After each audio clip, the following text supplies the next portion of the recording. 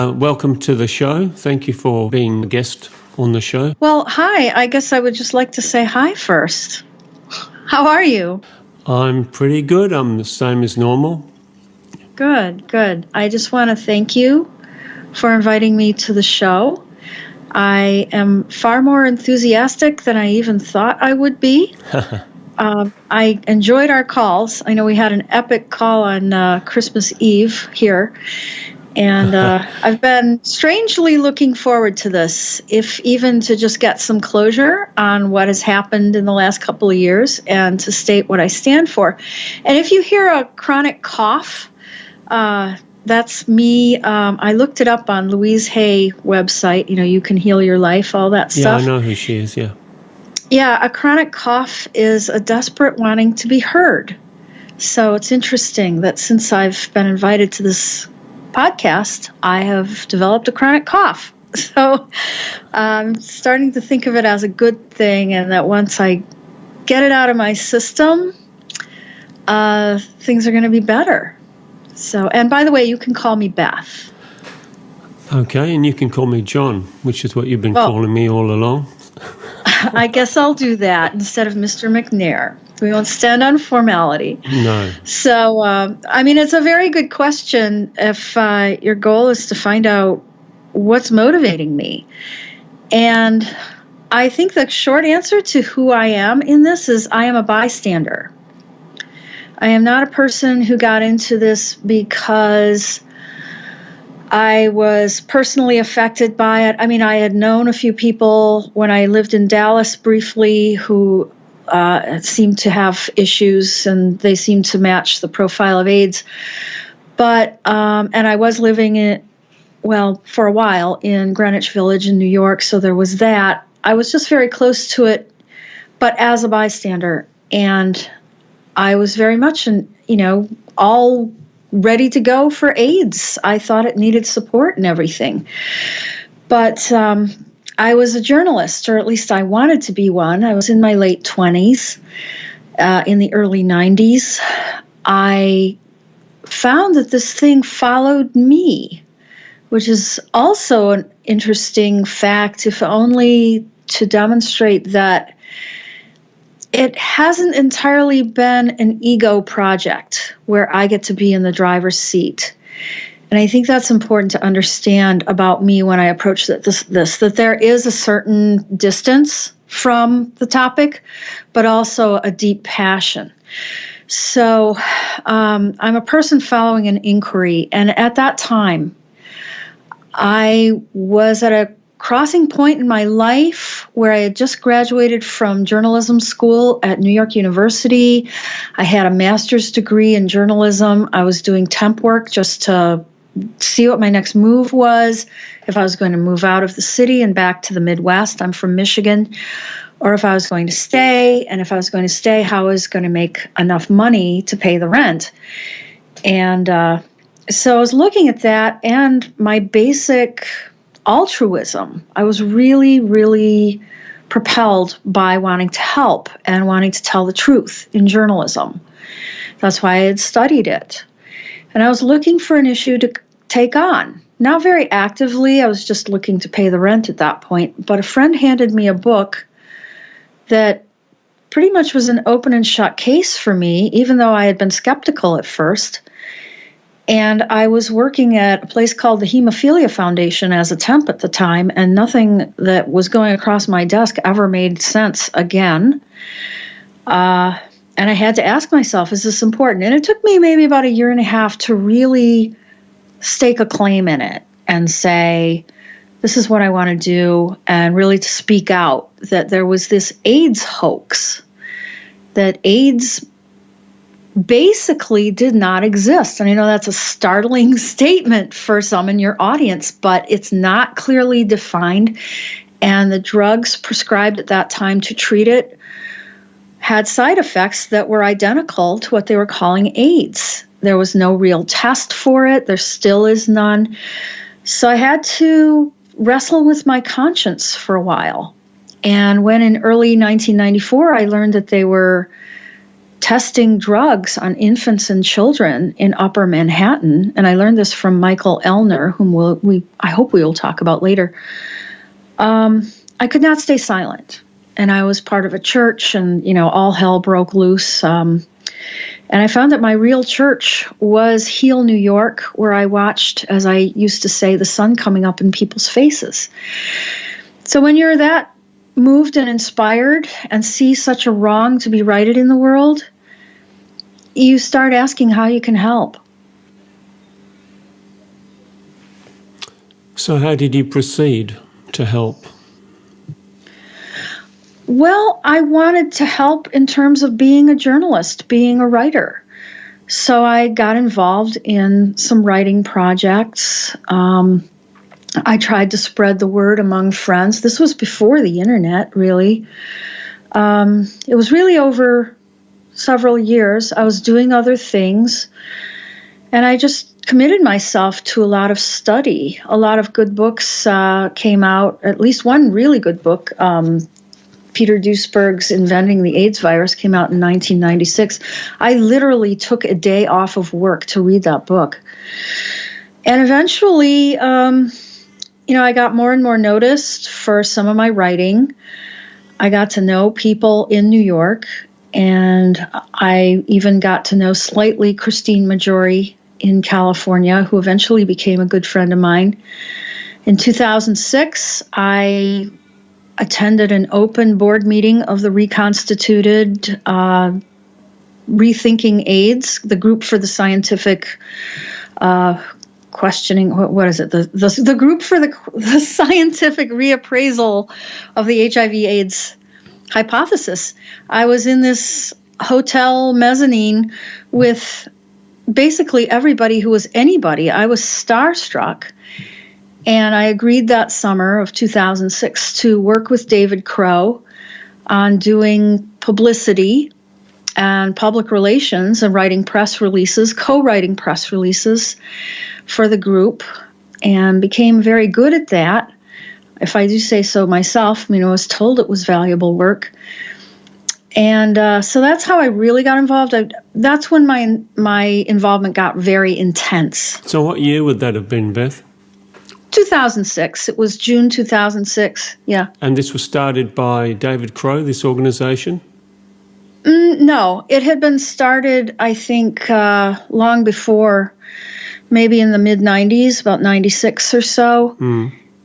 And David Crow was not even the president of that organization then. He was on the board, however, as a prominent activist in Alberta, Canada. So there were a lot of very active people then. Peter Duesberg, Roberto Geraldo, Joan Shenton, Klaus Kuhnlein, some of the other people were there, Kristine Maggiore, Celia Farber, Tom DiFerdinando. They all made presentations. And like I said, I was starstruck. I didn't know it was so easy to get into one room with all of them. And actually to be asked to help, I was very flattered. So who struck you as the most important person? I guess Peter Duesberg did at that time. Surprisingly, no. I think that Peter Duesberg's his importance is widely exaggerated as far as his leading a movement or being, I think at one time he was president of Rethinking AIDS, but his prominence, his actions are not even in the top 5 of people. I think that he is significant, and I'm not, putting him down in any way, I hope, by saying this, but he is a very important person for one reason, and that is the tremendous courage that he showed in breaking from the herd in about 1986 to 87 and saying to the entire cancer establishment, not only are we failing to show that retroviruses cause cancer, But I'm not finding any evidence that this retrovirus you're calling HIV causes AIDS. And it's a circular reasoning, and I'm declaring myself not a part of it. And so if you've ever heard that he's an egotist, that he just wants attention for himself, I think the grain of truth in that is that these people were all living a lie, these scientists. They were just chasing down a mirage. They weren't going to see the cure for cancer in finding these retroviruses.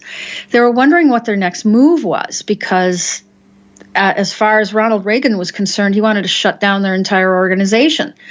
So for one guy in the midst of all that to not cooperate in the discussions, see how they can cover their backsides, take it slowly, roll this information out slowly. This is just my theory, my speculation. I think he just got out there and did it. And they were very resentful of him for that. That, yes, that was an egotistical move in their estimation. So, but to get back to whether Peter Duesberg was running it, no. I do believe he's the most prominent, well-known person, but there are several other people who have done amazing work. At this point, I'd like to ask you, do you have a favourite HIV/AIDS activist? Let's see. I think a few favorites. I'm very fond of John Lauritsen and Ian Young, who are two gay activists, now I believe in their 70s. They were very active on the scene in the 70s, 60s, 70s. John in New York, and Ian had come down to New York from Canada. He's Canadian. And they talk more about the psychology of the hoax rather than the science. So the science has really already been done. It was over as soon as Peter Duesberg spoke out. I mean, it just hasn't changed. There hasn't been any real new development that stood up as far as I can see. And what captures my imagination and has kept me at this for, these 26 years has been the fascination with the psychology, the mind screwery, if you will, the voodoo, which has now spread to cancer and vaccines. You can't even mention alternatives to a cancer patient. How dare you? Or herd immunity, which is really herd mentality, medical kidnappings, forcing people to take mainstream treatments. This all had its origins in AIDS. And before AIDS, there was a gay community that was ripe for this, ripe for the propaganda, and it had been prepped for it. And the people who documented that were John Lauritsen and Ian Young. John on the, just man on the street and science, and very, very factual. He was a marketing statistician on that side of it, and Ian more on the really fascinating area of psychospirituality. I don't know how to explain it. It's how propaganda really works, how it really pushes those buttons in personal psychology of people. The myths, the myths and legends that push our buttons symbolically that we're not even aware of, and how all that was active in the gay community and then spread to the rest of us with various ways. There's all kinds of things like the blood libel, being afraid of contaminated blood. I mean, that's a voodoo hex. Things about children and mothers and a real hostility toward motherhood and childhood and trying to, frankly, kill off babies. A fascination, an obsession with the Holocaust as an unresolved issue in our past. genocide, art. There's tons written about the art of AIDS, which is basically all dreck. It's propaganda. So all those issues, all those things, I see it as a kind of a hurricane. You know, the familiar aerial view of a hurricane, all rushing, all these clouds and winds and hurricane force things flying around a hollow core. In the middle, there's nothing. There's no virus that they're actually finding under an electron microscope in the bodies of people who are dying. It's not happening. It's all smoke and mirrors and assumptions scientifically. People ask about the science of AIDS. I'm like, there is none, really. It's just the science of how to deceive. And around that swirling is the interesting stuff about why we are taken in. And that's what John and Ian have contributed. The other person who was an early hero to me, one of the first people who introduced me to this was Michael Ellner and the group of people around him. I currently know Tom DiFerdinando, for instance. One or two of these guys have died, but they ran the most amazing meetings in New York that as I became my church. And what they did was, Michael was a trained hypnotherapist, and he had had many famous clients, you know, celebrities, people like that. He kind of dropped all that to really take this on, and he could dehypnotize, like take out of their general trance a whole room full of people. I don't know how to describe to you what he did. It's still a mystery, but we would be in this standing room only almost room in the Gay and Lesbian Center in Manhattan, and the people who walked in were not the same people who walked out. It was fascinating, and he knew about the general hypnosis that all of us are under. And that was very forward-thinking material, because right now we're really noticing when we say a person is woke, you know, that we're awakening. Awakening from what? A general trance. If we accept that normality is a trance state, then you have to be woken up out of that to see reality. And he was just brilliant. And unfortunately, he died about a year ago. Yes, I remember. So those are my heroes. Yeah, I noticed that. And also, I mean, who could forget Kristine Maggiore? Not me. I mean, having interviewed her in 2008, I really remember a very vibrant, active person, compassionate. Yes. The helpfulness and the effectiveness of her. It's made a lifelong impression on me. And, you know, I confess that when I pray for some kind of deliverance out of this mess, the name that comes to my mouth is Kristine. Help. Kristine. I also was a big fan of Liam Sheff, except when I wanted to smack him. But I interviewed him. Yeah, very brilliant guy. Brilliant. Absolutely. And the courage. A lot of people don't really appreciate the courage that he showed in going undercover in the Incarnation Children's Center orphanage in New York City and exposing what they were doing, illegal testing of AIDS drugs that were already proven to be very toxic in adults. And he went in there and he knew those kids and he saw them die. I don't think that he ever really recovered from that. Probably not. No. So, yeah, those are my heroes. There are probably more, but those really stand out for me. Well, flicking back to Kristine just briefly. Yes. She had a fundraiser which was put on by the bass player of the Foo Fighters. And in the interview I had with her, I remember saying basically that I thought the Foo Fighters had let go of her, maybe because of the management advice. But, yeah, they didn't seem to continue supporting her after that fundraiser. Were you aware of that? I don't recall now some kind of fundraiser. I believe they were very active. There was some kind of tour where they were asking for volunteers, people like me who could explain things to people in tables out in the lobby at these big venues that they were playing at. So that might have been partly a fundraiser for her. I don't know. There was a lot of activity going on then, and it would not surprise me. What I did hear from her, and it was not in any sense bitter statement, but she said to me that they were at the top of their game. They were at the highest level of fame and admiration that they had ever been, and they wanted to ride this.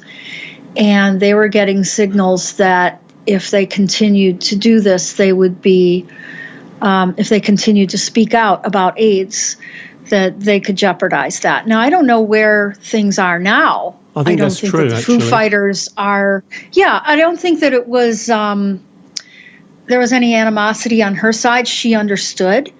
But I just wonder where they are now. I mean, they're not as big as they were 10, 15 years ago.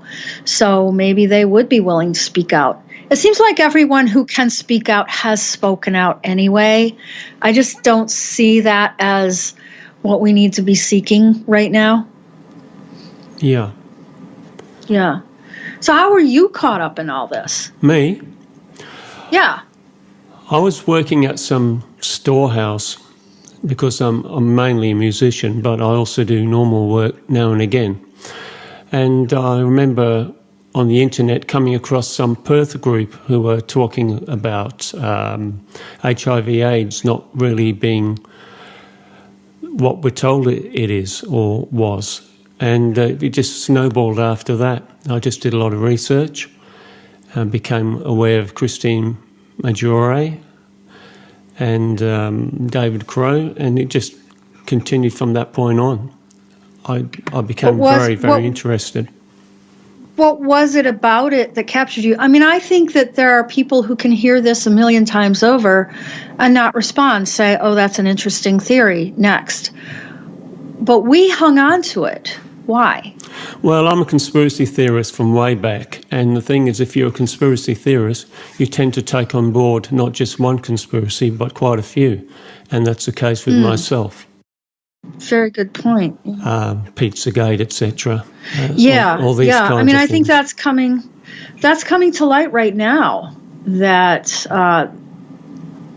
conspiracies are everywhere, and I don't even know if conspiracy is the right word. It's just intense corruption, and I've never seen it as just isolated to AIDS.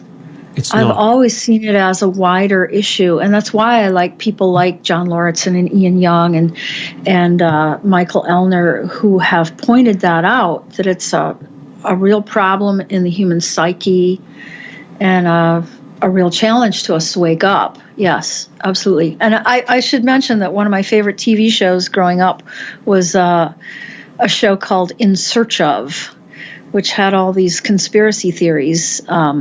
It was presented a bit, sensationally, but things like the Bermuda Triangle and I don't know, pyramid power. I don't even remember all of them, but it was really eye-opening. And one thing that struck me was I always kept an open mind, and I don't mean by that meaning I kept a really accept everything as true open mind and be gullible and uncritical. I thought that if I kept an open mind, I would be able to sort out what was true and what was false, at least provisionally. And I learned that all knowledge is provisional. You know this until you know something else. So I can tell you right now that if somebody comes into this room right now and explains to me how AIDS works in a way that is satisfactory to me, and they can prove that there is a test for this and that this virus leads to that happening, and it's all proven, here's the papers, I would change my mind right on the dime. I have no problem with it. And I think most of us in this would. Yeah, I would. But it'd have to be more than the P24 antibody. Yeah, me too. Exactly. Yes, they would have to show that there is an HIV test that actually finds HIV. not a surrogate test that finds antibodies that are said to be connected to some version of HIV that keeps mutating, and that's why it's a little fuzzy. Because it's so intelligent. Yeah, it's so intelligent. I mean, they just keep piling on layers of this story. And for me, that basic fact that there is no test for this, that's my rock. People say, oh, you're dogmatic. There's nothing I can say to you that will change your mind. I said, yeah, there is, actually. You can show me a test that actually finds HIV or is connected to a test that finds HIV. In other words, you would validate a surrogate test against the real thing, the electron microscope findings, and find that 100% of the time that you do this surrogate test, that person also has HIV in their blood under a microscope. And then you have to prove that the HIV is actually doing something. And then it leads to a whole, certain specific diseases and conditions, but that now it's just anything you get after you test positive on this baloney test is considered AIDS. So it's such a circular reasoning. Once you get that, it isn't a whole lot of argumentation that can bring you back from there. So one of the things I do is I charge $60 for a health coaching phone call. And I do believe that my time in this is worth $60, and it helps build confidence in the fact that this is real information. Okay, and so that's the first part of it that I go into is there's no test for it. So if you think you've got some kind of a virus, nobody's proved that to you. Okay, and I cite Christine Johnson's paper called Whose Antibodies Are They Anyway? Yeah. A couple of others, and I'm done. I mean, we're done here. Okay, you want me to send you the links? We got it. You do your homework, you study this, you come back to me with some reasonable questions about this, I'll answer them.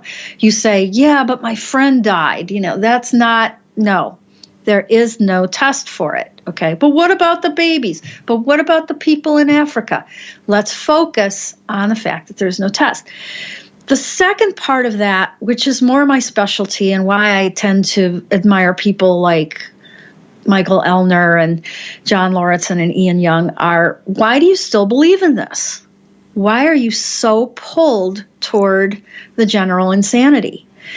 And that's been a really a skill that I have in pulling out the general psyche. Usually it's a lack of confidence in one's own ability to get at the truth, wanting to trust authority. Often in gay men, it's the sort of bottom mentality, the mildness, the negative ego, that which is not the same thing as beating egotism. You still have egotism. You're still, in fact, a narcissist, but they think that by acting as if they're not, like showing a meekness, a mildness, that absolves them from looking into themselves. So I really encourage people to look into themselves and to show up for their own lives. Because thirdly, health is flexibility. And I've had to deal with this myself. You're walking down the street and then suddenly you get clobbered with an illness, right? Yeah. So just as we consider information and we're flexible, and if somebody really gives us, insist absolutely on facts and proofs. Like, don't be like, oh, well, today I believe this. But leave some room for new facts and new proofs. Be open. And what happens is be open to new information. Yeah. Right, but there's also new information about our bodies and about what makes us happy and what we're here to do. And we become rigid and calcified. We are unable to move from this life that we've built for ourselves, or this identity that we think we are. And until we move from that, we're going to keep experiencing the same symptoms. So nobody escapes this. I don't escape this. Like I said, I just looked up the other day that my chronic cough, I wasn't just sitting here and, one day a virus landed on me and I was a victim of a chronic cough. It's something in me that's unresolved. And it's the need to speak out, the need to say, wait a second, you're getting it all wrong. You're getting me wrong. I must object. I must tell you what's up. And of course I must listen. I got that. But that's an issue with me. And if I'm willing to consider that and willing to do something about that and explore that, that's really cutting edge living. I want everybody to have access to cutting edge, hero's journey living. And that's where AIDS is just the complete polar opposite of that.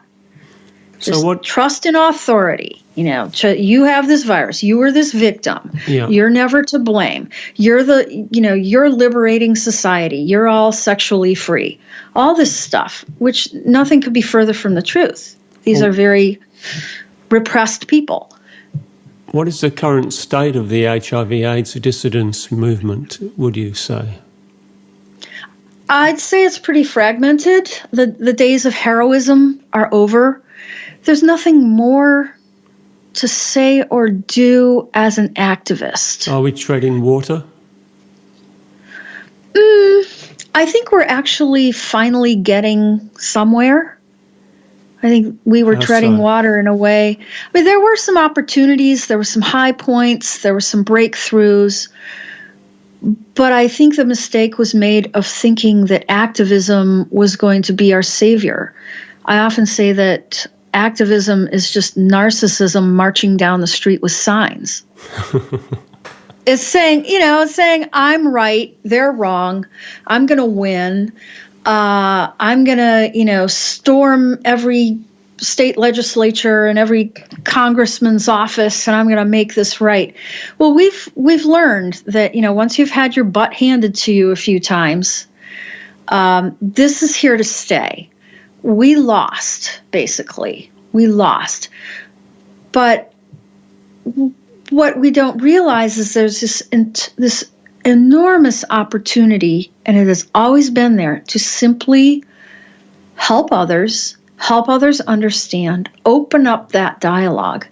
And most importantly, as Max Egan, my favorite Australian by far, do you know of him?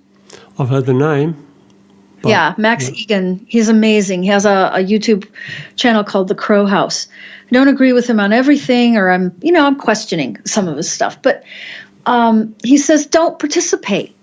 Just stop participating. Don't show up for this. So I get these calls from people, and they're like, oh, my mother wants me to take these drugs and I don't, and how can I convince my doctor that he's wrong and I'm right and I need to design my own program to get well? You don't need to convince anyone of your point of view. You just need to get on with it. And get on, and unfortunately, in the dangerous world in which we live, where others do want to force their view on you and their norms of behavior on you, you have to do this quietly if necessary. You have to quietly tell your doctor you found another one. If he asks who, don't go into, I found a naturopath. Just, I found another infectious disease expert. I'm good to go. Okay, bye. But don't participate. Get out of there. That's it. And what I see in people is just this irrational wanting to hold on and wanting to fight this battle. I'm all fought out. What I want to fight for is our right to investigate things. Yeah, but the real fight is ahead of us right now. It's to fight for our right to actually look into things of all kinds. And that's being taken away from us, or they're trying to. And it's kind of silly. Censorship just kind of, in an era when you take down a YouTube channel, 5 others pop up. It's a little absurd. You can always go to Daily Motion, Beth. Daily Motion? Yeah. What's that? Well, it's like a European equivalent, and there's less censorship on that platform. Have a look at it. It's a video platform?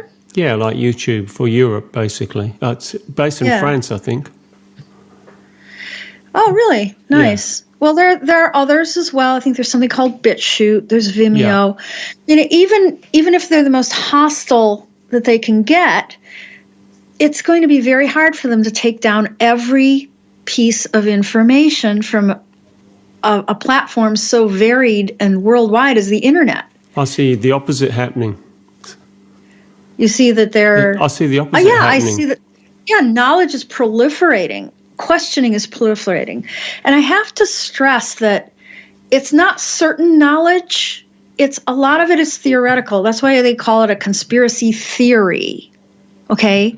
And that's why they call the scientific method, you have a hypothesis and then you develop a theory, right? You test your hypothesis and then, all these hypotheses come together and they've been proven or disproven. So then you have a theory. It doesn't mean you have a certainty. So, you're oftentimes I find that on the internet I'm talking past people and they're talking past me because I'm of the mindset that everything is for grabs. Everything is, my whole reality is up for grabs. And they're like, but you didn't cite the 100% correct fact that I already know. And I'm like, no, that's called ignorance. That's called just sitting there and saying, I already know. You're wrong for going to all these places and looking at all these crazy things like In Search Of in the 70s. I live for that. I'm never going to stop. Now, I don't go out and say for certain I know that there was no moon landing. I don't know for certain. I'm getting pretty close to the conclusion that there wasn't. Yeah. But, it's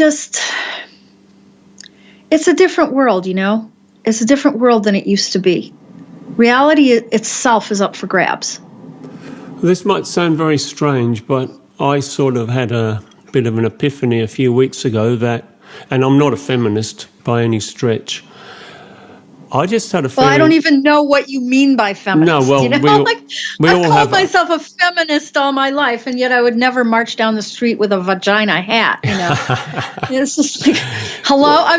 Are we even talking about the same movement here? Yeah, well, that's up for grabs, the definition is. But what I was getting at is I think a lot of patriarchal attitudes have been responsible for so much that is not good in this world. And I think censorship, really, especially sexual censorship, is one of those things. We'll see where it goes from here. So what do you mean by sexual censorship? I guess it's the old Judeo-Christian moralistic attitude towards sex that I'm referring to, and the paternalistic attitude. Right, but then there's this backlash that's just as destructive. It's like anything goes. There are 85 genders. I get that. You have to let transgendered people teach your kids whatever, and it's just nuts. These are a tiny portion of the population. Very tiny, very tiny. They should not make anyone upset because they're it's not like they're taking over, but there's an agenda behind just making us all confused. I think we can be upset. I think we can be upset, Beth, because even though there's a tiny minority, right. I think it was like 6% of the public supported the American Revolution, but that went ahead anyway. I guess, well, I don't even know if it really was a revolution, but I'm just saying, if transgendered people move next door to me, I don't think that anyone in the neighborhood would have a problem with it. Well, I certainly wouldn't. Yeah. Yeah. No, we're just not that way. And yet it's being made a big deal out of it in a very destructive way. And I think that AIDS was part of that. It was part of building an identity that would test people's limits and say, oh, you must approve of this. This, people with 3,000 to 10,000 sexual partners by the time they're 25, they're okay. Yeah, that's okay. And yeah, they're okay. And every person is worthy of love. But I really question whether someone who has had 10,000 partners by the time they're 20 or 25 or 30 didn't arrive on that scene already psychologically damaged. I'm concerned about that person.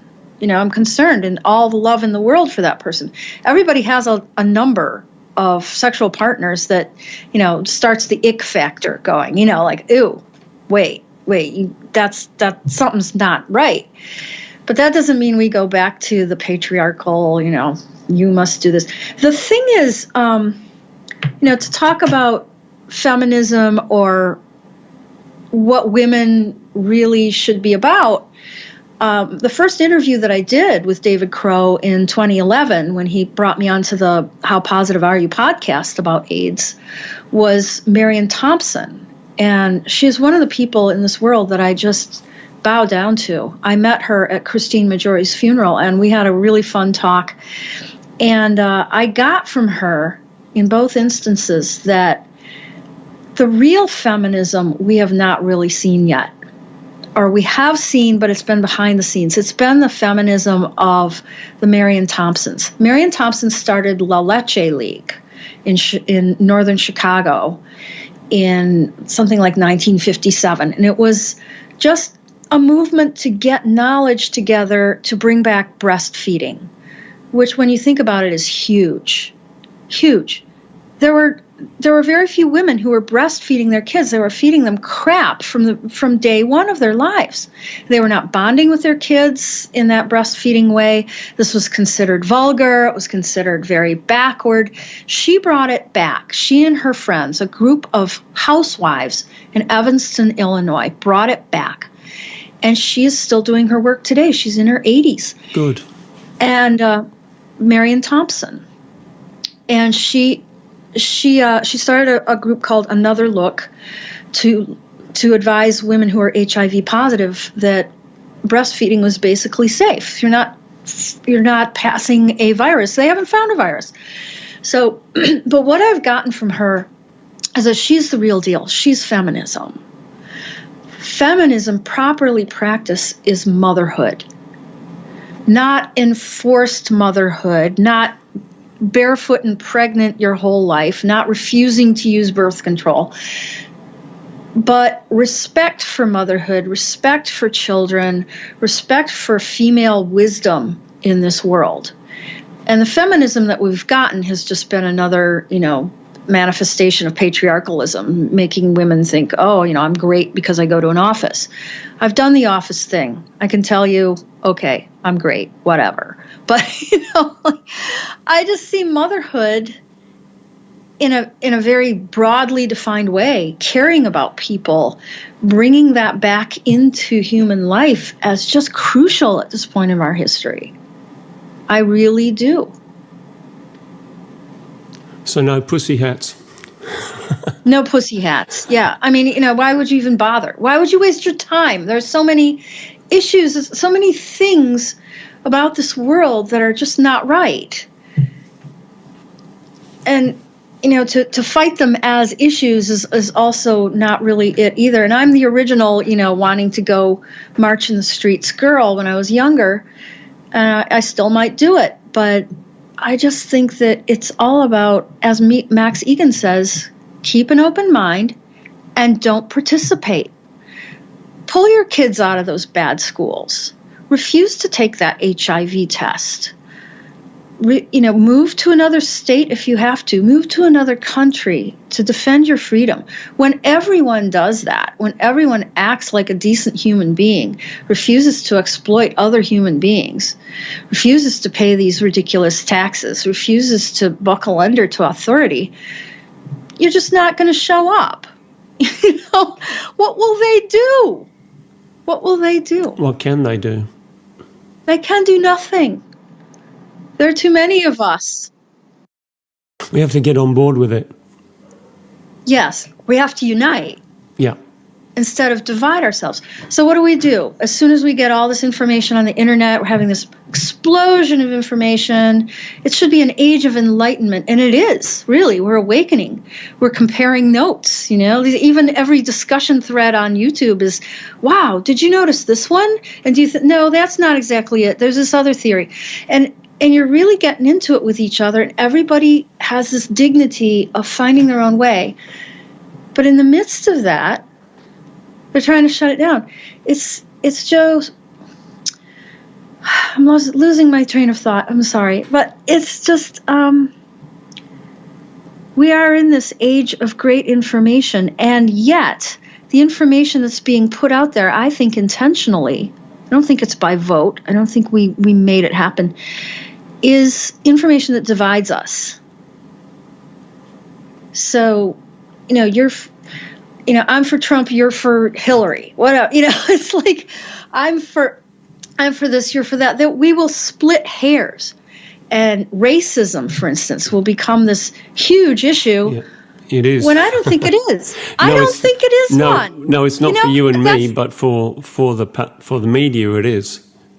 Yeah, and even for people who are Black or Hispanic or some other group. I mean, they've been taught to really consider themselves victims and to be like alert to the signs that they're being screwed over in some way, there's nothing wrong with being alert to that. And it's not to say that there isn't discrimination, but we've made kind of a thing over it, an unsolvable problem, when no matter what you do, no matter what you say, it's racist. And I had an epiphany this year. I realized that for the most part, racism doesn't exist. Now, I know that's going to be like explosive with your audience, but hear me out. For you and me, if we're even on this podcast talking trash about some group or other, it doesn't make any difference. What racism is the real discrimination that some families face in finding housing. Mainly in the banking system, redlining whole neighborhoods.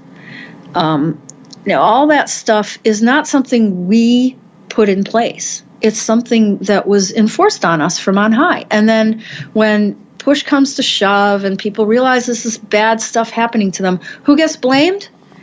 The whole population. It's all our fault. We all made it happen. We all created this reality. No, we didn't. And so, with AIDS, it wasn't something we all created either, but it was something we cooperated with. So don't cooperate with it. Just stop. I agree. Say you don't want to do this anymore. Take your toys and go home. So how does your current work fit in with this? Your current work that you are involved in? We haven't talked about. Yeah. Well, I mentioned to you that I have started a group called the Blue Water Holistic Health Network back here in my hometown in eastern Michigan. And it's fairly simple, just organizing holistic healthcare professionals. I call them professionals, even if they don't have a degree. They're selling essential oils, or they're,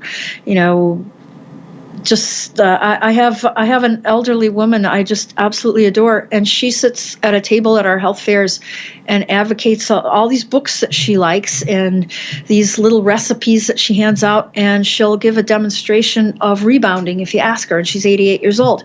She's a professional in helping advise people in this community about their health. And so I organize people like that, acupuncturists, massage therapists, and we talk amongst ourselves and we share ideas and we have fun, and we go to Detroit for festivals, and then we present this to the public. We had a sold out event with a local nutritionist talking about thyroid health. And I can tell you there were people laughing at me in the streets when I was trying to hand out the flyers. And I've been laughed at plenty of times. I don't care anymore. I've been in the trenches with the AIDS thing. Like I've been shot at. You know what I mean? So there's nothing anybody can do here to make me just stop. So, but we sold out. There were enough people with thyroid issues that really wanted to know how to take care of it, and it's an epidemic here. We sold out the local theater. So that's what I'm doing. It's just along the same lines. Don't participate in what doesn't serve you. You take responsibility. And I've made a speech at almost every one of our events saying, guys, this is a very big deal. I always say that, a very big deal, because once you take responsibility for your health, You take responsibility for everything. And this town begins to change. And there's no way a politician is going to tell you something that's BS that you're going to buy. You're going to take responsibility for the local economy. You're going to make sure it works for everyone. It isn't going to be, oh, big corporations save us by bringing us jobs. It's going to be, we're going to make this work. We're going to find creative solutions. And I've done this in one of the most resigned little towns in the Midwest, Port Huron, Michigan. And it's a big hit. How long's that been going, the project? Almost a year. There were some months of planning before then, maybe like a year before we really got our act together. But I met a really good business partner. We were in agreement on a lot of things, and we just make it happen. Yeah. And we had a kickoff party in February 2018. People were in tears. I was in tears. I said, this is what I was told to do in this life, was to come back to my hometown and to help heal people. It's not about, knocking on the door of the local hospitals and saying they're doing something wrong. It's just putting it in people's laps. This is what you can do to help yourself, and you have a right to do it. Is this a not-for-profit you've set up?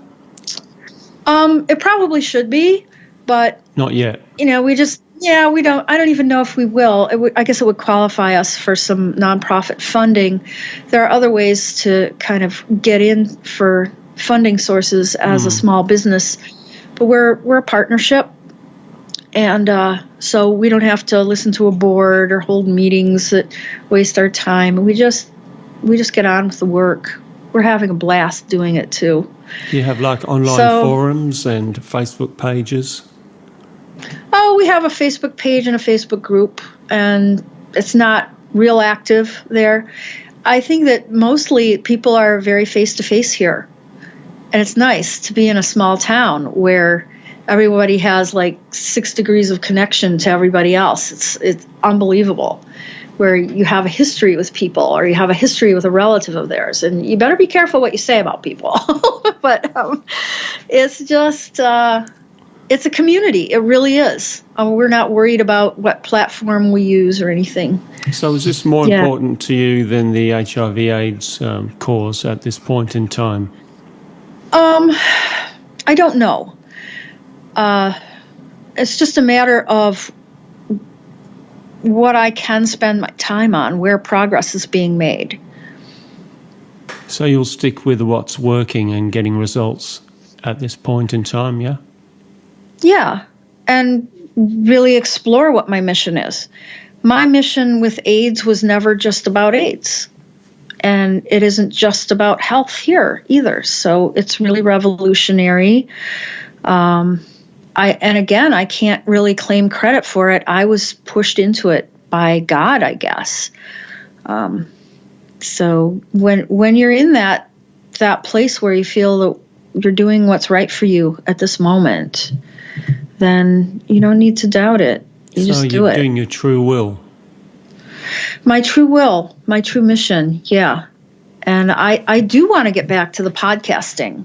I have some great story ideas. I've made some great contacts. It's just been tough since I no longer work with David Crow on this. So he was a big on that show. Sorry. Oh, well, thank you. Yeah, you were great.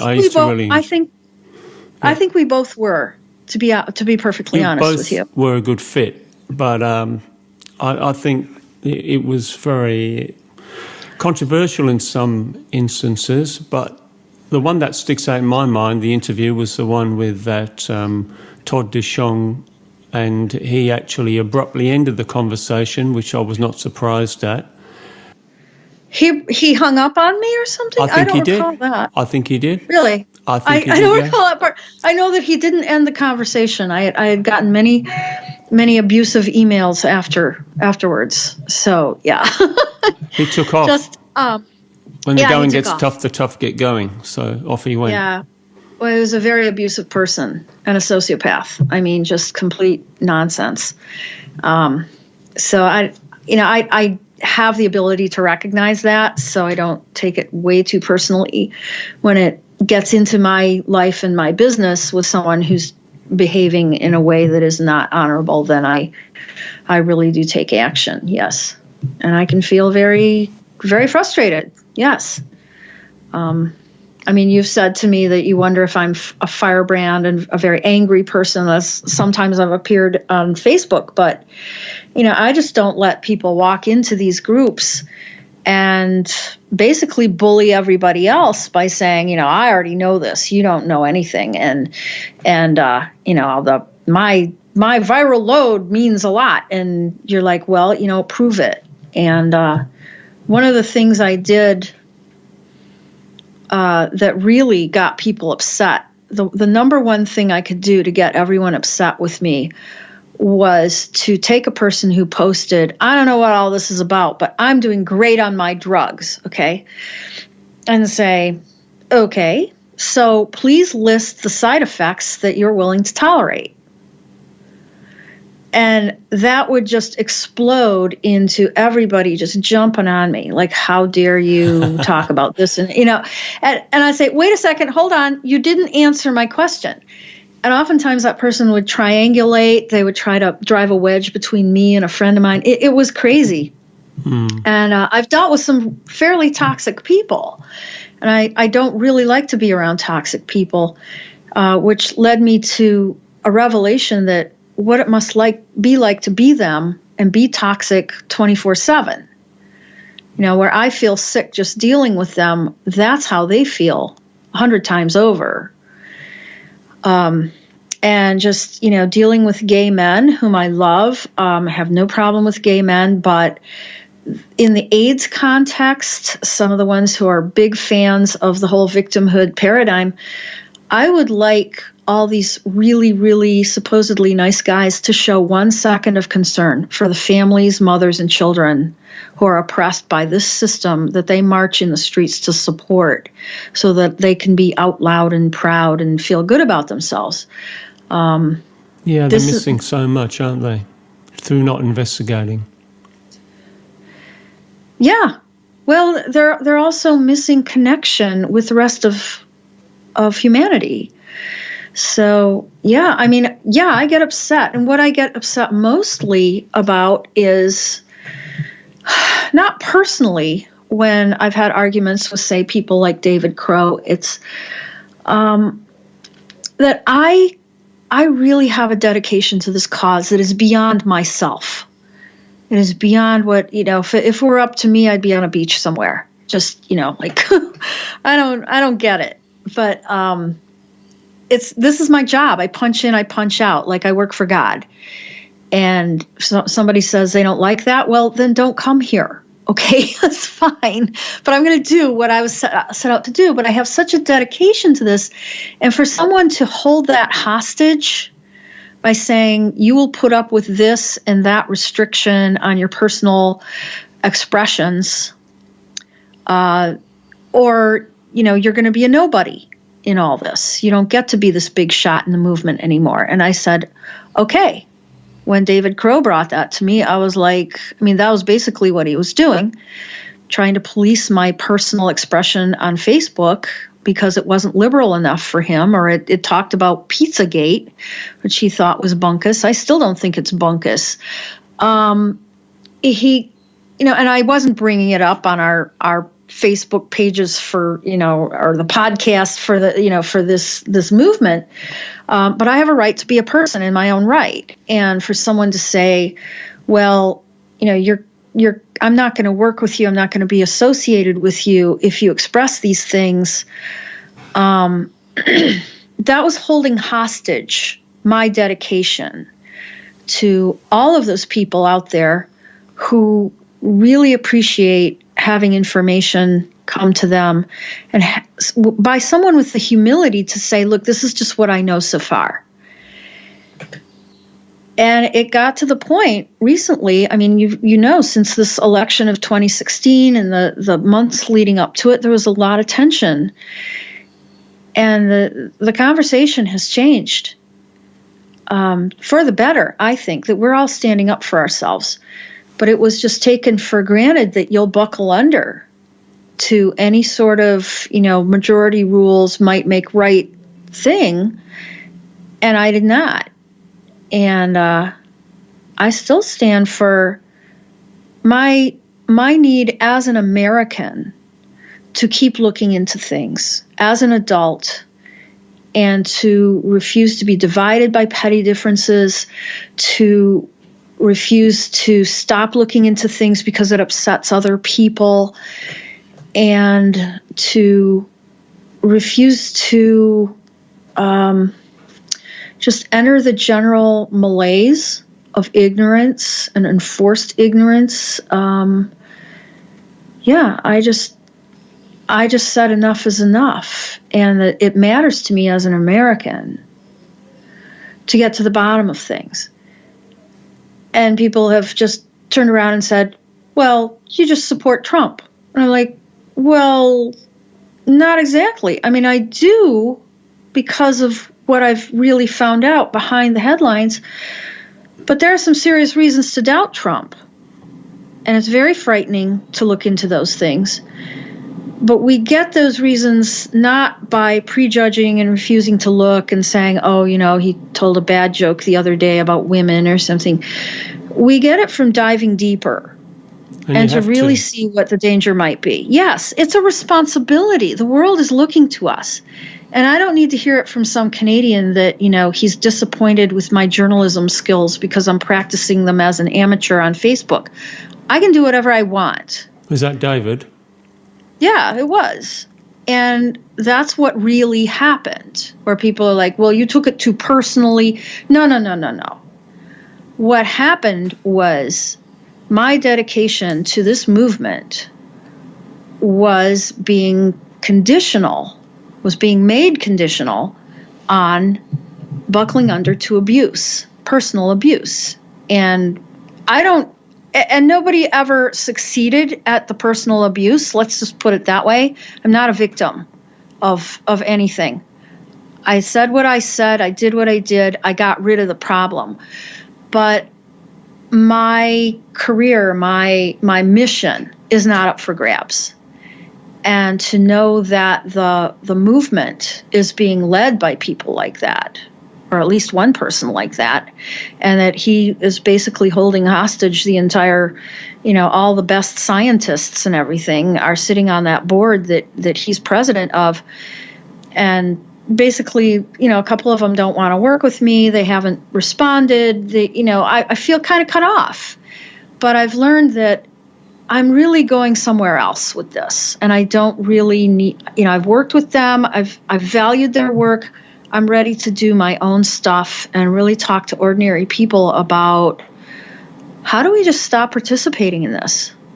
How do we take our power back? And I am so free to do that now. It's so amazing. So you won't be invited to any more France seminars, I guess. What seminars? Those HIV/AIDS dissident seminars that I think that you mean the conferences? Sorry, yeah. So you're out of the loop now. I've been ridiculing the whole concept of these conferences.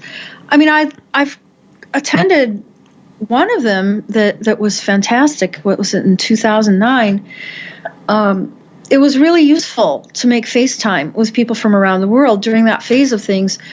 Now we have so much more social media and ways to communicate around the world that all of this can be done much cheaper using, video conferencing in various cities and things like that we can really get the word out.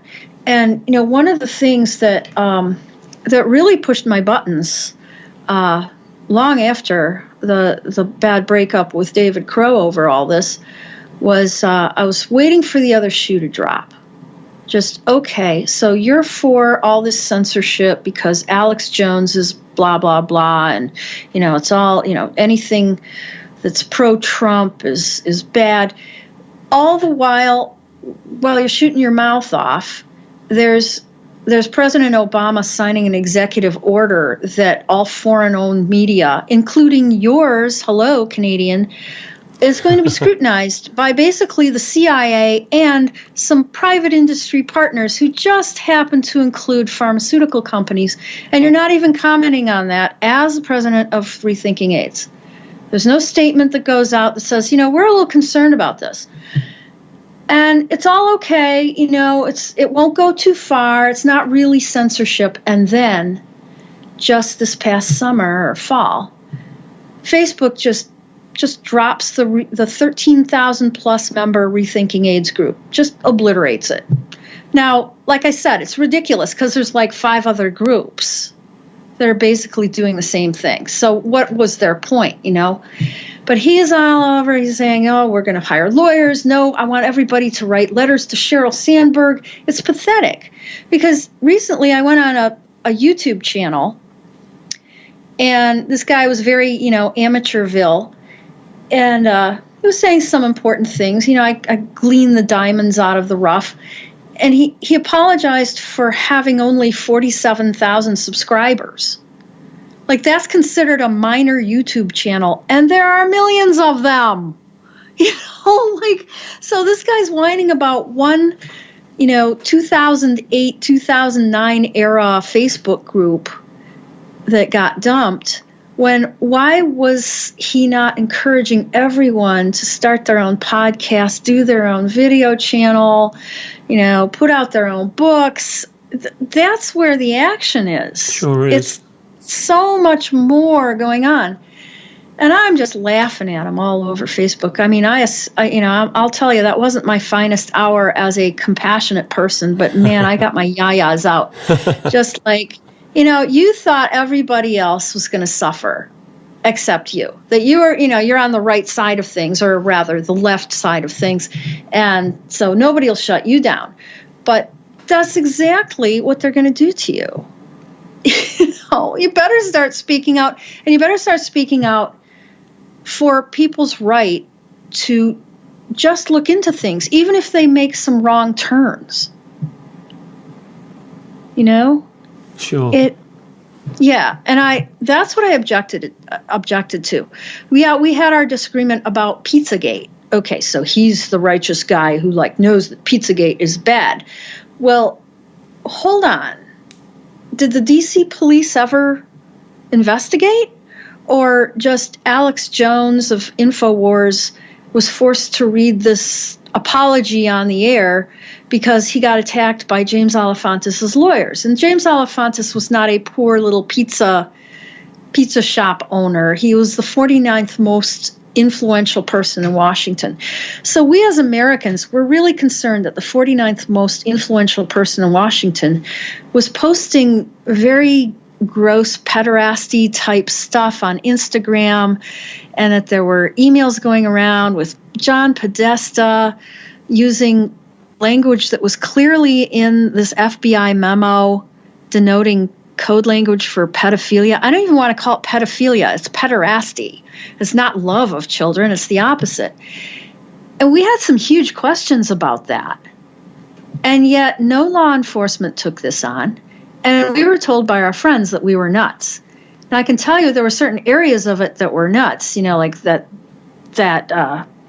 photograph that was circulating with Obama playing ping pong. I don't know, there's some kind of code for something in ping pong. I don't get it. But he was playing ping pong with some kids in some basement with rustic brick in it and stuff. So, here's the president of the United States playing ping pong with kids. What's going on? Okay, so he just likes to play ping pong with kids. Oh, it's in the basement. Oh, it does look kind of like a basement, kind of an old one. Oh, it's the basement of Comet Ping Pong. No, wait a second. That is not the basement of Comet Ping Pong. It was probably the basement of the White House or the old post office or something. And I don't think that any kids were carried away and, abducted from that scene. That's kind of ridiculous. But anyway, there was something to look at there, and it wasn't looked at. And when it got shut down, the message was, we're going to use this to divide you. Yeah, we are. And we're going to use this to add ammunition to those people who just want to sit back and say, see, I knew it was a hoax all along. You know how I knew? Because I didn't look into it at all. And for that to be what was forced on me, adherence to that conduct, that code of personal conduct, where I am forbidden to look at things when that's what we do. What we did together was we looked into things.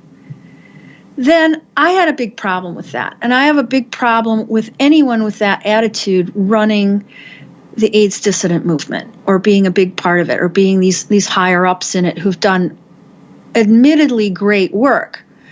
But I don't want to be a part of that. Again, like Max Egan says, I'm not going to participate. Sure. I'm going to be part of something else, okay? And you can't shut me up because I've got 5 other channels where I can talk.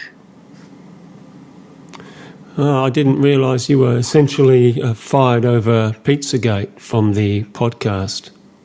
Yeah, it was. And none of that happened as a result of our work and was... Like, I wasn't going on the Rethinking AIDS page and going, hey, you guys ever hear of Pizzagate? I wasn't, I wasn't like, hey, we need to do a podcast about Pizzagate. In fact, I've been very vocal against people who show up on these groups, like, peddling their own thing, like Flat Earth or something. And I don't really have an objection for them looking into Flat Earth and discussing. No. And for me, that's just the spice of life. Take it out there as far as you can and let's see what we can do with this. Okay. Let's knock it down if it needs to be knocked down, but do it honorably.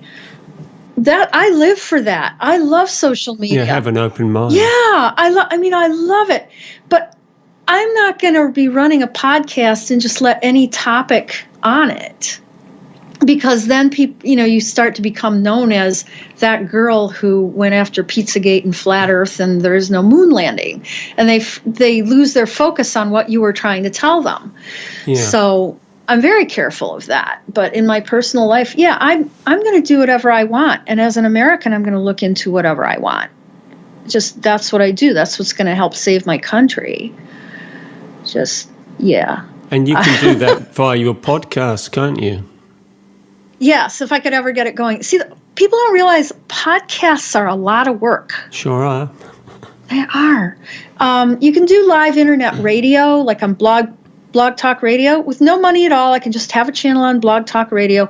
I've thought about that. Like, why don't I just do that? Yeah, why don't you? Well, it's a good idea. Well, you have to show up at a particular time with your guest in all these time zones around the country, around the world, and you don't get a chance to edit it so that it really speaks to your audience and cuts to the chase. It gets kind of unfocused. And I want to have this stuff on a very interactive website that will actually help people find the information that they need. And it'll be organized in a way that will really serve them. And it'll frame things for them. They can go straight to the information they need. They can find the services they need, including my coaching calls. I'm going to try an online bookstore, which will basically just be like an Amazon affiliate. You can go buy John Lauritzon's book. Here you go. I get a little commission of That's a good idea. 3% or something. Yeah, I want to republish some of these books, some of the classics. I've been on the line with Neville Hodgkinson about his really epic book. Can't remember the title of it now, but it's like The Failure of Modern Science. AIDS, The Failure of Modern Science or something. So, yeah, it's a big project. And right now, I'm having trouble just making a living, even just living at my mom's house. Don't get me wrong, I'm having a ball in some ways. But I'm doing what I need to do. But sometimes it isn't pretty. And sometimes you just get exhausted. And if I'm going to start up this podcast again, I'm going to have to, show up for it once a week, really get it done. Depends what frequency you set. Yeah. And I feel that I should set a weekly frequency or at least bi-weekly. So things are coming back around there. I did some real great work on the website a week or so ago. Adding some nice pictures to things and making sure everything was good. And then it totally blew up. I think I need to update the theme that I had on WordPress. So just when you think you're ready to go, it just blows up. And I don't have the money to just hire somebody to handle it. Sure. Maybe if I had some fundraising That would help. That's another beef I have with the Rethinking AIDS movement, and that organization itself it's long past the date when they should have had formal fundraising going on and hire a fundraising consultant, whatever you need to do to get the money that you need to really pull off some grand goals of getting the word out. And they're so obscure. But they are funded. They are funded, aren't they? They are funded, but mostly by one person, which puts them in danger with tax authorities of being a different class of nonprofit if that gets too out of hand. And there's questions of control. Who controls what they do? The person with the money. Yes. And that also is what makes them the only organization with a person with money attached to them. So it really makes the other guys wonder, well, when do we get to be invited to the table? When do we get to get our work? My answer has always been, well, get your own damn fundraising going. Get your own nonprofit. Get a PR firm. Go for it. I'm not buying their excuses. So I'm not buying my excuses either, but I just don't have the money. I'm an individual, okay? So it's been rough. Yeah. I see you as a journalist/reporter, as in... Do you? Yeah, because you're speaking to people as an investigative journalist. You're a reporter because you report on what you find. And I guess you're a writer too, but you put it all into action with the holistic organisation you've set up. Yeah, I think I see myself as bigger than a reporter. Thank you for saying that, though. That's kind of a point of self-doubt with me is, am I really doing journalism or am I just rehashing what other people do? But I've come to see the legitimacy of that, if all this research, all this investigative reporting, as you call it, is not noticed, some investigation, then it has no effect in the world and it doesn't help people. So if somebody, does this amazing work in some part of the country around, an amazing lawsuit and it hasn't been formal investigative reporting, it's just what they've found out in terms of what helps their lawsuit. And, there are lawyers involved who have hired an investigator. I just call them up and I tap into that. So I get to be lazy. I don't have to do all the legwork myself. And what David Crow and people like Celia Farber and Joan Shenton and all these people, the scientists, the real journalists brought to this was they did the legwork. They actually are the author of some of those articles on this amazing database amazing library called virusmyth.com, which I urge everyone who listens to this to just go there, go to the find page and just muck around. It's fun. It's all these papers. None of them are any more current than maybe the early 2000s, but they're all the last word on the topic that they cover. Like, you thought the HIV test meant anything? Well, read this, okay? So just real classics. So I'm more of a PR person, curating the information, putting it on my website, on my podcast, interviewing the person who should be listened to on this. Finding that person is really fun, and finding the person who can introduce you to them. I found Charles Ortel, and he's the person taking apart the Clinton Foundation, looking at their books and their tax filings, that it's a complete criminal network. Is that to do with Haiti? Haiti? Oh, Haiti. Yeah. Yes. Also, he spoke at a Haitian rally the same day that Bill Clinton said, "Hey, we'll help you out again. Had a hurricane? Yeah, we'll go in there. We'll fix it." And it's at the same time they're having this massive rally in New York City. And Charles Ortel, I was here by then. He got up and spoke to all these people and said, "This is a scam. I agree with you." it's basically the world's largest fake AIDS organization. And I'm sorry if it upsets people if I'm going against the Clintons and against the Democrats, but that's where this is. This is a liberal problem. Liberal politics brought on AIDS. And I speak as a former liberal person, and I still am liberal in many ways. I'm a leftist. It's just, but AIDS has taken on the rhetoric of the left. That's what created it. So my role, where I really shine, is finding these people. And all I had to do was write an email to Jerome Corsi, who's now become famous. And he forwarded the email. Yeah, he forwarded the email on to Charles Ortel. And Charles Ortel, I called up Charles Ortel when I got his email back and said, hey, we got to meet for coffee to have a little discussion about this interview because I want to make sure I understand. He says, well, why don't you just meet me downtown, near Washington Square on Thursday, and I'm going to this Bernie Sanders rally. And I just jumped on it. I said, I'm going to the Bernie Sanders rally with you. That was the famous Bernie Sanders rally, and I was there with Charles Ortel. I mean, if there's a better job in the world, I don't know what it is. Just finding people who are the experts in their field, spending time with them, and also just the whole gamut of people that you meet. People from, very, very destitute people who are just desperate for answers and legal help and medical help, to people who really want to help them, but they're at a higher level. They're scientists, they're journalists, they're activists.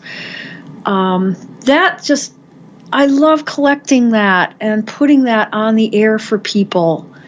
It was fun. And the person who noticed me and, put me in that position was David Crow, and I'm very, very grateful for that, and have never, ever said I wasn't. It's just, enough is enough when you're held hostage to that. Well, things have changed, haven't they? They have changed. The whole world has changed. Well, I think we've talked about how it's a different information reality. Like this ain't 1972. You don't just go to the television or radio or even your favorite little, slightly off-road alternative newspapers to get what's going on. It's just exploded into everything's up for grabs. So anyone can start their YouTube channel. Anyone can speak out. And they can be talking complete nonsense. And we accept it as free speech. Yes, because that's the cost. That is the price of free speech, is that on your end you have to be discerning. Not haughty, not arrogant, not shutting people down, but you have to be discerning. Listen, the other day, there was this guy, I don't even remember, I remember the name, I'm not going to name it, but it was a channel on YouTube, and he had a fascinating hour-long YouTube video. And this guy couldn't speak well. He was so clueless that he didn't know that Austerlitz wasn't the same thing as Auschwitz. And he had little crazy things thrown in there. But I listened, and I found out really crucial information about history, that between about late 1811 to 1816, 1820 maybe, there were these massive natural disasters worldwide. And I'd only recently, like a couple years ago, learned that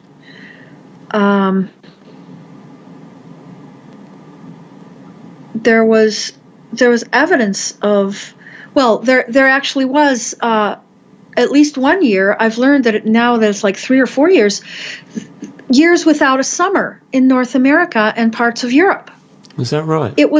Yes, it was literally winter all year long. People were dying of starvation. They called it 1800 and starving to death. And the summer of 1816 in America just basically did not happen. Interesting. Yeah. And so we're talking about like around the time of the Napoleonic Wars, the War of 1812, fought right here next to where I live. And this guy put it all together, and it was brilliant. And you could go to any university in America and talk to the history professors, and they probably wouldn't even connect the dots, because they're not about geology. They're not about meteorology. They're about history. They're in their own little box. This guy said that because of the natural disasters, he went to all these countries in the world. Because of the natural disasters, these armies representing monarchies and dictators and Napoleons of various sorts went and took over previously free countries and recolonized them. This is a power of individual research, you see. Yes. And I was sitting there in awe. And this is exactly the kind of guy that people are going, man, you can't give YouTube channels to idiots like this. I mean, you just can't. I'm like, hold on. I want to listen to them. I'm up at 2 a.m. listening to these guys. So you and me both. We have more questions than answers. Every time I see something, I have more questions than answers, but we have to at least ask. This inspires a lot of anxiety in people. And some of us are better able to handle that anxiety than others. And, citizen journalism is amateur hour. It's not easy to tell what's true, false. There's no one source of good information and reasoning. You have to trust yourself, which is something I've told people for years in the AIDS thing. What do you care if your doctor said this? You're going to research it, and you're going to find out, and you're going to know what's right for yourself. Well, now this has gone viral everywhere in every topic. You make mistakes and you correct them. No, you try to be as accurate as you can. Like I said, I didn't let people just walk into the AIDS Rethinking Facebook groups and say, I just think this. Well, you have to come up with some proof of that, or at least show us your reasoning. Oh, no, I don't need to do anything like that. Okay, you know what? You're gone. You're out of here. And holding on to a point of view despite all new information, that's just such a bad move, and a bad example. And I believe that leaders lead by example. So we're looking at new people becoming leaders, and the people who thought they were leaders, they're laughable. They're just hilarious.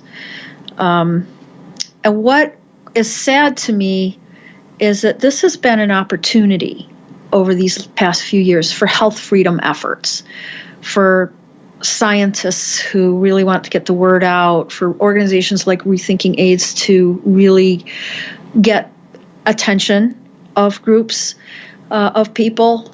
And it's not, it's not an insult to their leaders to tell them this is an opportunity. It's they look at it as an insult, like, how dare you suggest that we're going to just let everybody get all over this issue. Well, I think it's been an opportunity lost, and I hope to reclaim it, because there's no way they can just silence all of us. It's like whack-a-mole. As soon as they get rid of one person, there's like 5 other people.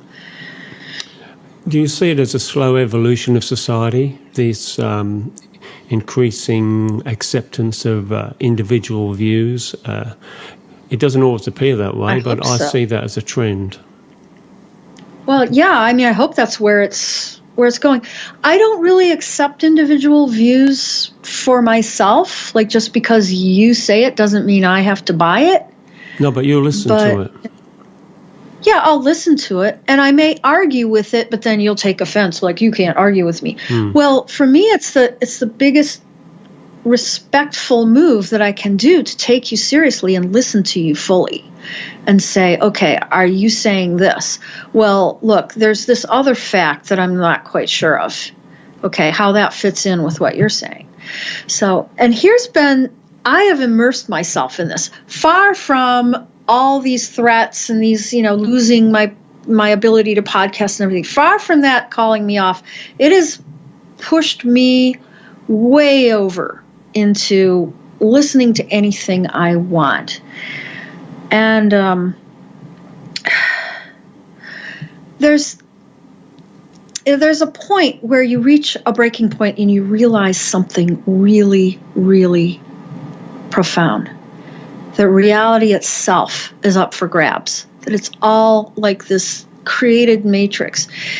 And there are people who say that, like it's very fashionable to say, oh, it's a simulated reality. Oh, yeah, you know. You feel it as a reality. It comes in spurts. Does it? Yeah. And you get these eureka moments. For instance, the big trend on YouTube right now, just everybody's going there. If you're into conspiracies and theories and things, is called Mud Flood, or also Empire of Tartaria, or the Tartars, which was in plain view for centuries, apparently. Max Egan even talks about it. He said that it extended to Australia, and the Aboriginals spoke a language that was similar to Hungarian. Seriously. I'm like, you gotta be kidding me.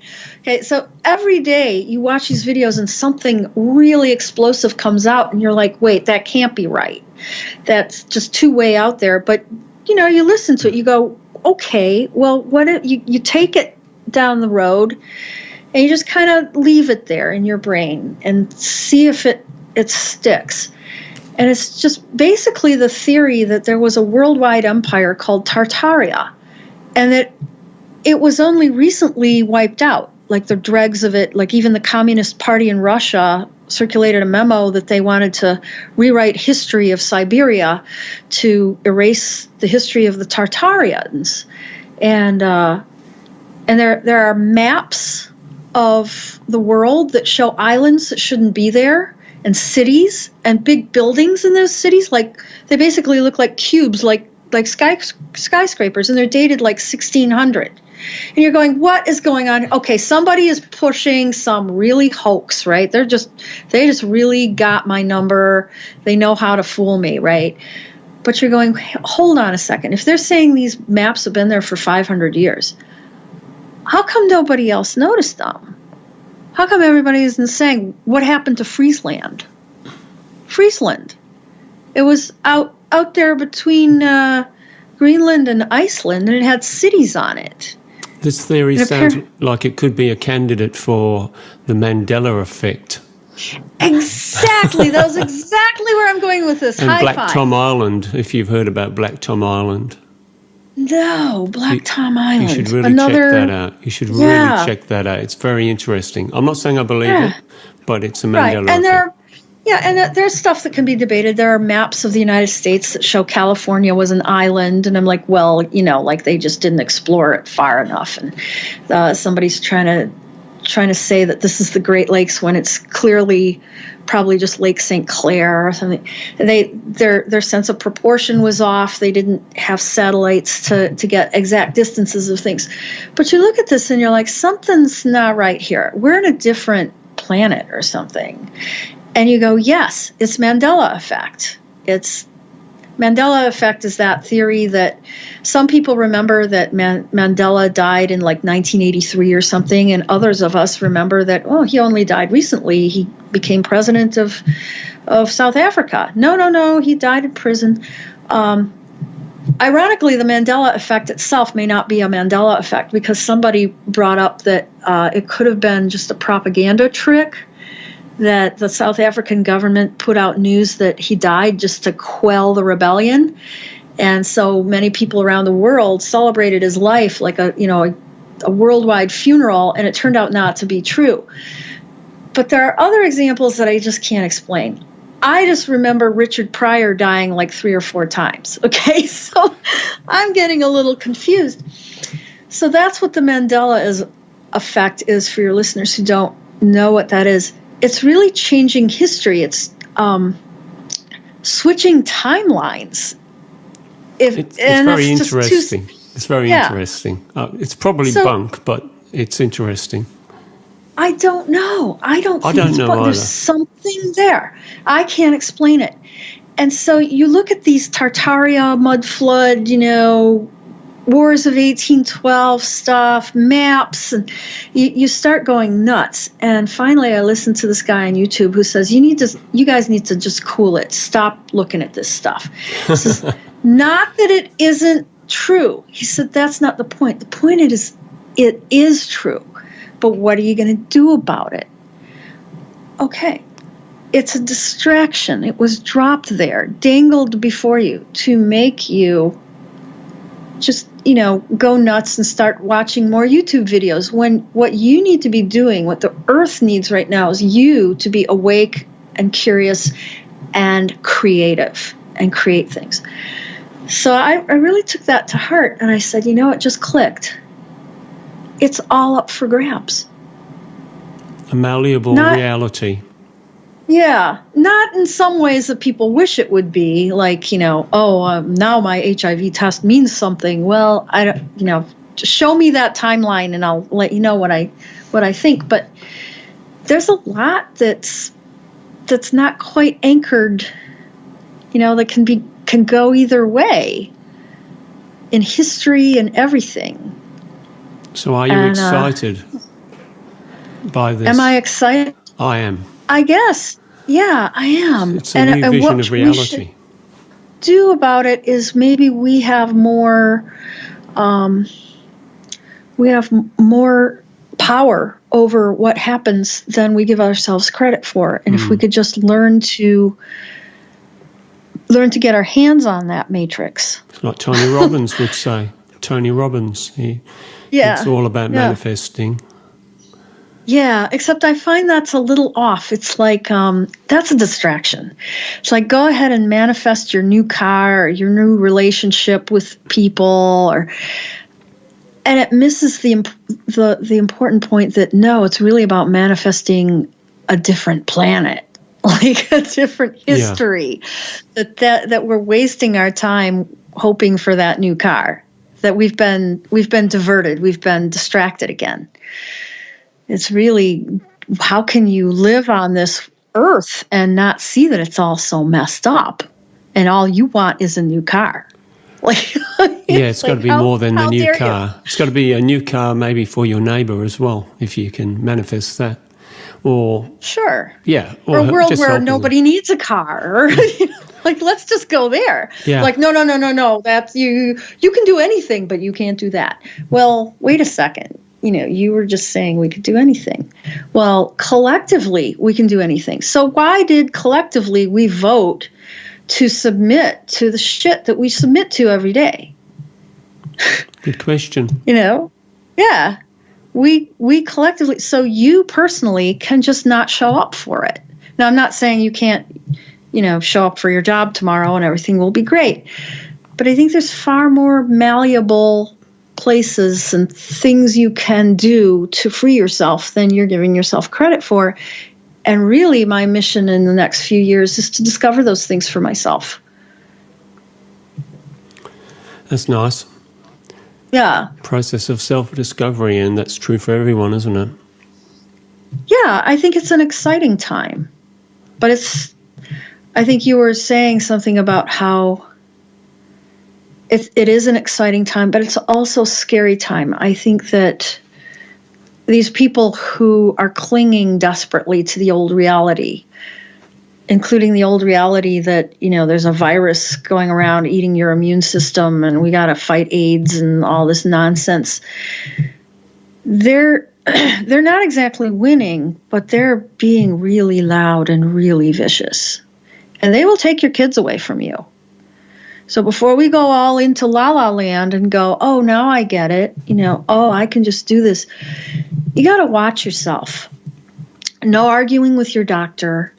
Take your kids quietly out of that school and go somewhere else. Don't try to lose your kids. This is serious. The controllers, the people who think they have a grip on things, are not really willing to relinquish that. They're not. So, but it's up to you to responsibly and carefully extricate yourself. Direction, responsibility for self. Yeah. And so the question then becomes, that's simple, but it's not easy. And that's our task, unraveling all that. That's the next puzzle to get through. How do we do that? On your next podcast, you'll tell us. Yeah, I don't know. I hope this so. has been quite a journey. I think that as I said, I got this chronic cough because, because I had so much pent up in me, and part of it is quite frankly resentment. Sure. But people need not worry about me personally for resentment. It's a personal resentment about my public passion. A passion that I want to continue, and I'm so frustrated it's not getting done. I want my podcast back. I want to be able to make my living doing what I do best. And that again is another, puzzle to work out. Well, hopefully this will help. Hopefully, yeah. Well, I haven't coughed too much during this whole thing, so I think I got it out. Don't you think? Yeah, I think there's more, but later. Yeah. Well, I just want to tell the people out there that I hope this interview has been more about them than about me. And while I hope that they met me and found, that they like me, but more like they understand where all this is coming from, because I have been a bit of a public figure in some circles. Just knowing the person it comes from helps. Very much so. And the people who used to listen to you on the podcast with David will see the other side of you. Yeah, that I can be more self-expressive. Yeah, sure. Yeah. And, it never ceases to amaze me, and I am so grateful for anyone who's come to me with a story about how I have helped them. And I take the story in all humility. I was just goofing around with facts and interview techniques and having fun mucking around in research, while somewhere across the world, someone was falling asleep every night to the sound of my voice. Yeah. How can you hear a story like that and not be moved? And humbled? It wasn't like I was trying hard to help somebody fall asleep at night. I just was doing my fun thing. So if you can have that in life, that is just the greatest gift. Oh, keep on keeping on. Thank you. And good luck editing this down, because I've talked up a storm. I'm nothing. I appreciate it. Thank you very, very much. It's great to talk to you. Thank you. Thank you for calling me when you did, and for your wonderful work. I will now be listening to more of your podcasts. Are you on YouTube? Do you post these on YouTube? I do. They're on there. Clark Baker one's good. The David Crow ones are very good. Mike Hersey ones are excellent.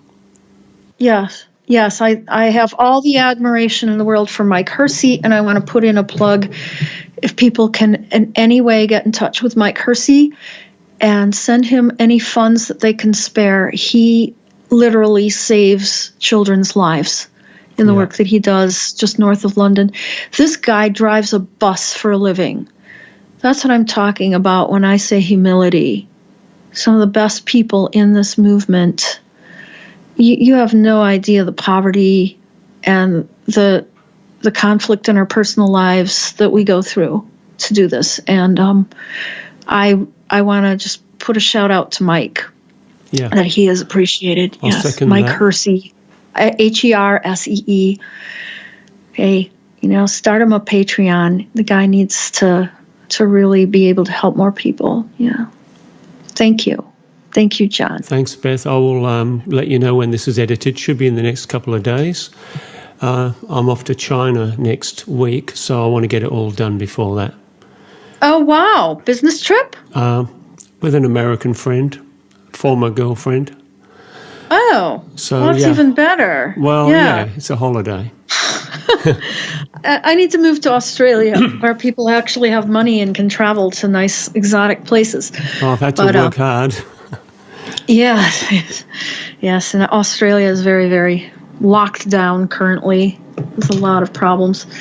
So if you come out anyway, here, you can stay in my place, no problem. Oh, all right, good. I'm a good host. Yeah. Where are you? You're in Perth? Yeah. Down the road from Dr. Val Turner. Ah, right, yes. Perth is supposed to be, it was supposed to be this perfect utopia of just rich people. That's why they built it. I forget. Didn't happen. Well, there are a lot of rich people here, but I'm not one of them. A lot of people who sail, too. And we're the other destination for that, this little town in the Midwest on Lake Huron. So we actually get Australian sailors here in the summer, these young men. Really? Yeah, they're hired by some of the bigger boats to crew for the Port Huron to Mackinac race. And, they really think they're something. But in 2014, my father's crew, full of fathers and sons, this scrappy little hometown team, won the entire Mackinac race in this, 35-foot boat. And, ahead of all the divisions and classes and everything, and we've been the winningest team in Mackinac history. So take that, professional Australian teams. Good for you. Good on you, mate. Yeah, good on you, mate. Great. Well, it's always fun to talk to you. Don't be a stranger. No, I'll hit you up one night. I'll go Messenger and have a chat with you. Sure. Yeah, and send me some postcards from China. I will. Great. You got it. Yeah. All right. Thanks Bye-bye. again, Beth. Thank you. Bye for now.